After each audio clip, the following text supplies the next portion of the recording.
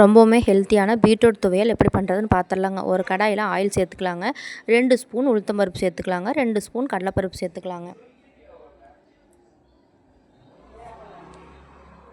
3 பெரிய வெங்காயத்தை கட் பண்ணி சேர்த்துக்கலாங்க. 1 ஸ்பூன் சீரகம், 10 பல்லு பூண்டு சேர்த்து நல்லா கோல்டன் ப்ரௌன் ஆகிற வரைக்கும் வதக்கி விட்டுக்கலாங்க.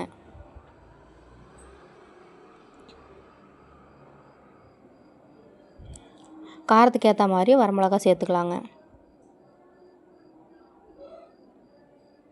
2 ஸ்பூன் தனியா சேர்த்துக்கலாங்க.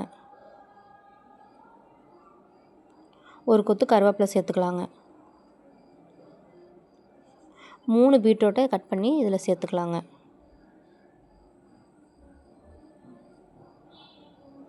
பீட்ரூட்டை சேர்த்ததும் நல்லா பச்சை வாசனை போகிற வரைக்கும் வதக்கி விட்டுக்கலாங்க. அப்போ தான் பீட்ரூட் சட்னி டேஸ்ட்டாக இருக்குங்க.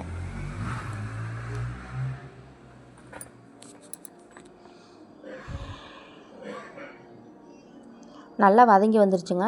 இப்போது லெமன் சைஸ் அளவு புளி சேர்த்துக்கலாங்க. அளவான உப்பு சேர்த்துக்கலாங்க. நல்லா ஆறணுன்னு மிக்ஸி ஜாரில் அரைச்சிட்டு வந்துடலாங்க. இப்போ சூடான சாதத்தில் பீட்ரூட் துவையலை வச்சு சாப்பிடும்போது டேஸ்ட்டு அட்டகாசமாக இருக்குங்க.